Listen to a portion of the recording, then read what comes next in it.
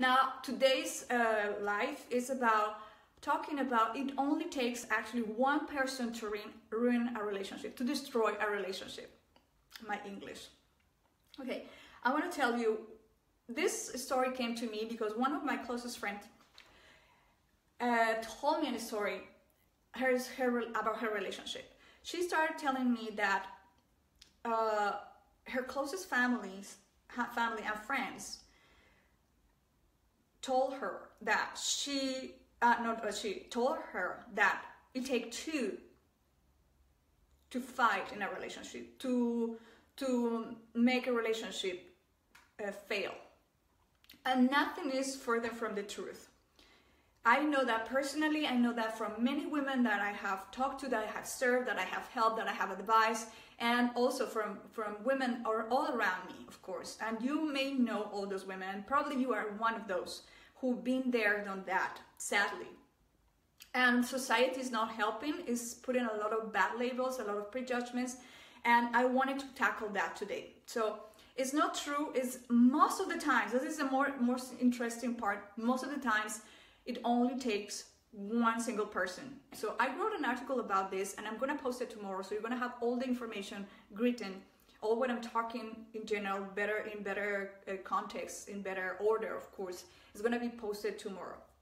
So now I want to tell you what are the red flags that you have to be aware if you want to recognize, if you're in a bad relationship and you want to recognize if it's only one person leading the relationship into a big trouble, how you can recognize that. So the red flag number one is that one person, okay, I'm going to say, let's say that is him, okay? So he has a very strong belief system. For example, he believes he's always a victim. He believes that the world is against him. He believes that he has to fight to make his right, impose his right. So it has a very strong belief system. Okay, the second red flag is being a chronic liar. And of course, we all know those guys, we all know that people, but when someone is a chronic liar, then you know the person is a liar, the person is lying to you, and even worst, when he doesn't even admit when you caught him, or even he gets mad, this is a really big red flag. Okay, this is someone that has a big problem.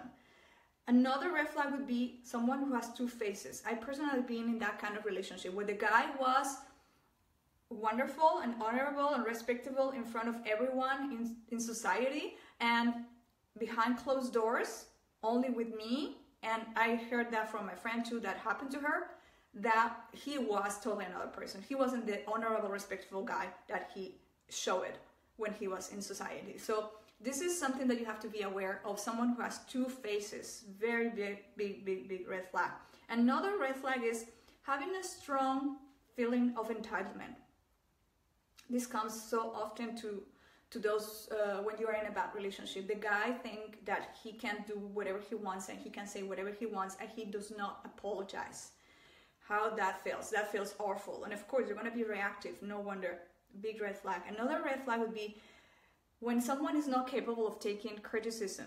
When he's going to just react and he's going to be defensive about your criticism, even if it's constructive, even if it's just to help, he's going to be very, very defensive. This is a very big red flag and you should never, ever skip it. Another red flag would be a guy, of course, the classic, when someone is a narcissist or selfish.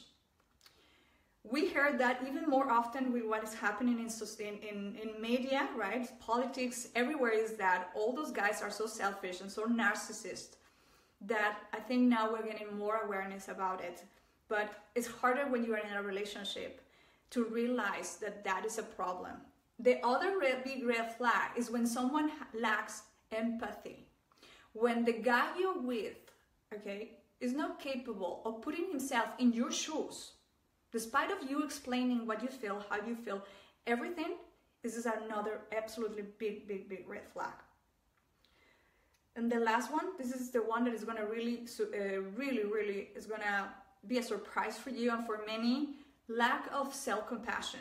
This is something that we seldom think about it, because we think that when someone is just narcissist and selfish and is doing us wrong, they only think about themselves. Yes, this is the case, but sometimes also comes from a place of self-compassion, a lack of self-compassion actually. And how can you see that? It's very simple. When someone is